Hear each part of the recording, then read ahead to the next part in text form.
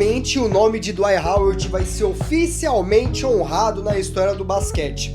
Agora, se você não faz ideia de que é Dwight Howard, ou não viu ele jogando no auge, ou só conhece a parte da história dele, que foi a decadência, ou só pelo título da bolha, que acho que foi o último ato maior dele recentemente, já tem um vídeo inteiro explicado no canal falando de toda a história dele, de como era ele no Magic, de como ele era um grande pivô de referência, passando por todos os pontos da carreira, a ida no Rockets, ele ter ficado fora de NBA, ele ter voltado para o Lakers, os problemas que ele teve com a NBA, que fez a carreira dele ser colocada embaixo dos panos, vamos dizer assim, e todas essas informações com mais detalhes para você que gosta de história ou quer se informar, no formato dos vídeos que são de sábado. Se você não me conhece ou não conhece os vídeos de sábado, recomendo assistir o último ou penúltimo para ver o formato, Tela Verde também, muito bem trabalhado e editado, mas mesmo esse vídeo do Dwight Howard sendo um pouco mais antigo, ele também tem todas as informações da carreira dele. Mas só relembrando para você quem foi Dwight Howard, ele era somente a referência do que era um pivô entre 2000 e 2010, numa época que você pivô no NBA era muito mais só sobre defender, só sobre jogar embaixo do garrafão, não precisava saber arremessar de 3, alguns deles mal sabiam arremessar, inclusive o arremesso do Dwight Howard era um negócio meio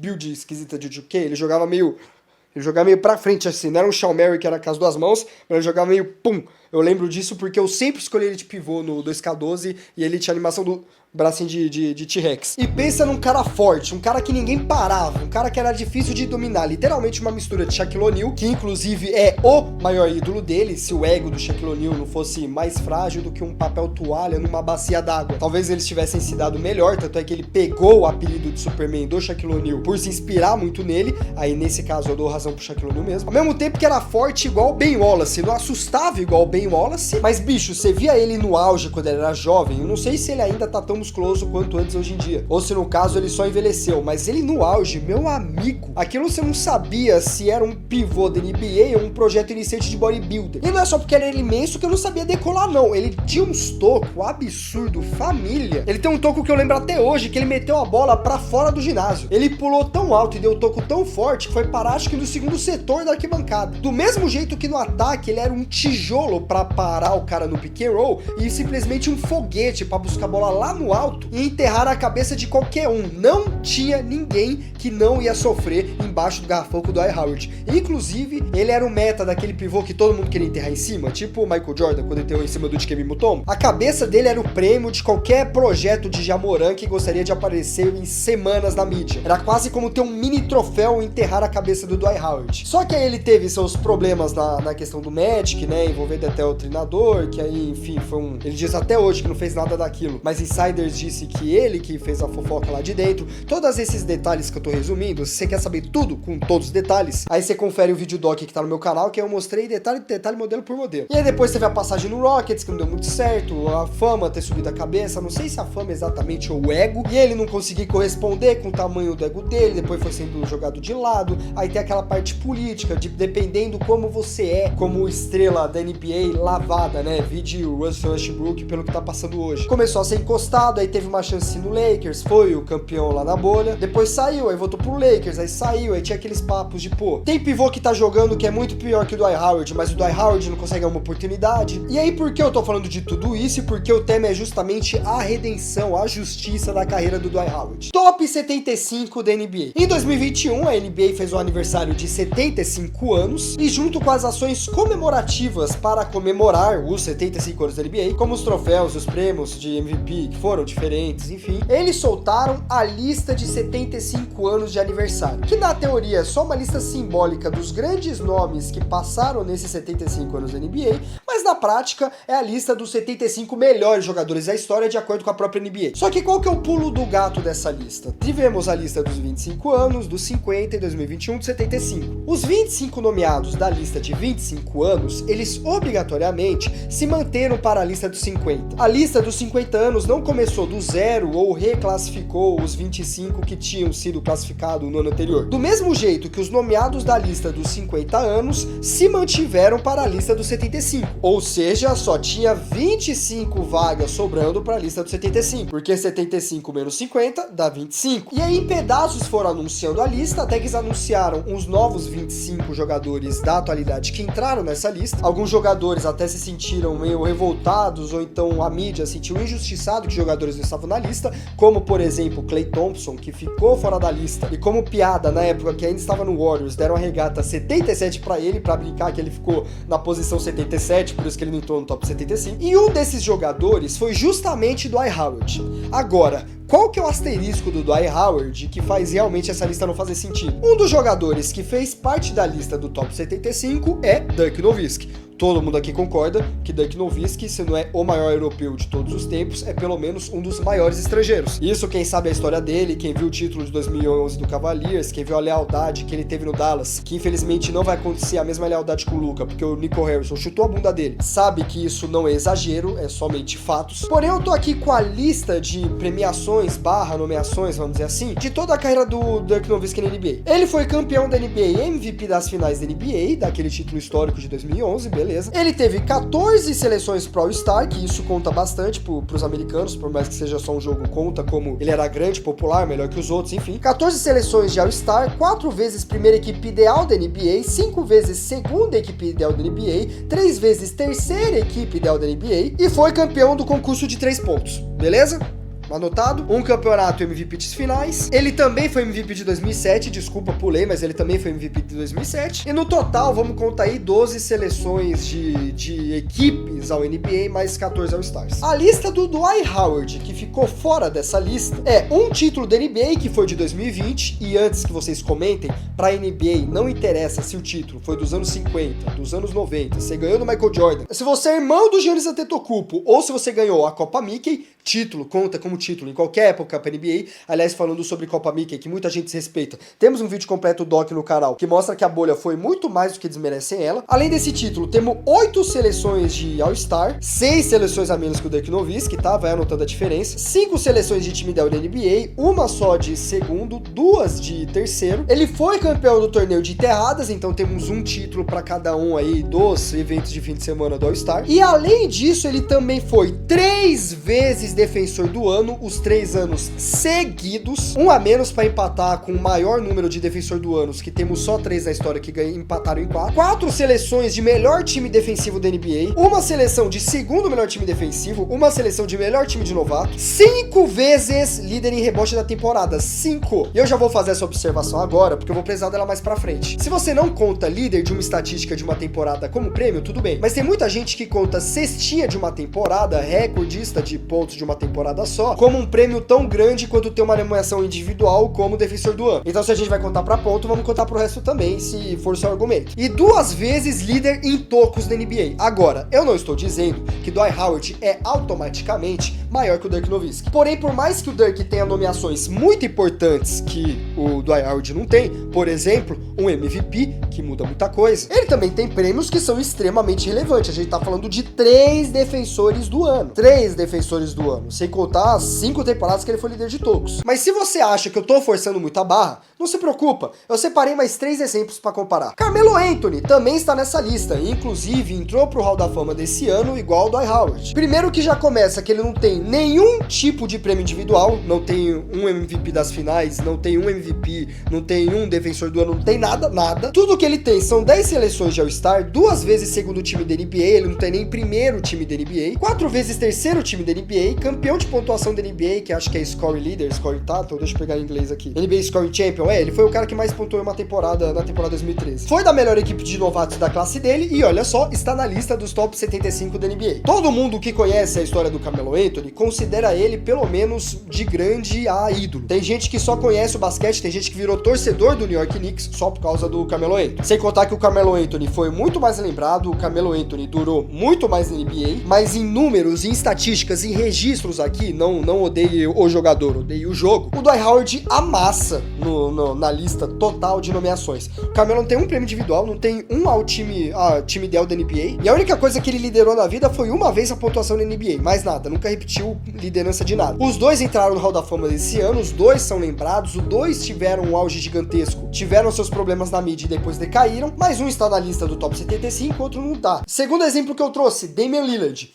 Ninguém aqui duvida da grandiosidade do Damian Lillard, certo? Eu mesmo acho que ele é o jogador mais clutch de se ter, até porque o Dame Time aqui não é de brincadeira. Poucos jogadores fariam o que ele fez, na altura que ele fez, no nível que ele fez, com a responsabilidade que ele tinha. Ele era sempre a primeira opção pra tudo, ele não tinha uma segunda opção pra resolver as coisas, ele resolvia. Porém, a lista de títulos deles aqui é 9 vezes All-Star, ele foi MVP do Jogo das Estrelas, até ele tem uma nomeação individual que o Carmelo Anthony não. Ele fez uma vez primeira equipe ideal da NBA, coisa que o Carmelo Anthony não fez, 4 vezes segundo time ideal da NBA, 2 vezes terceiro time ideal da NBA, foi o novato do ano, temos um prêmio individual aqui de verdade, foi da equipe ideal da sua classe de novatos, foi 2 vezes campeão do torneio de 3 pontos, igual o Dirk foi uma, e foi campeão da Copa NBA, que o Dwight Howard nunca pôde disputar, né? Então eu vou tirar aqui da lista. Porém, em nenhum momento ele foi líder na temporada de nada. O único prêmio individual que ele tem é de novato, e prêmio mais veterano ou mais concorrido ele não tem aqui, e ele fez a lista dos top 75 melhores jogadores da história da NBA. Agora, vocês querem que eu ponha a cereja no bolo? Agora, vocês querem que eu deixe o melhor pra final, que foi justamente o que eu fiz?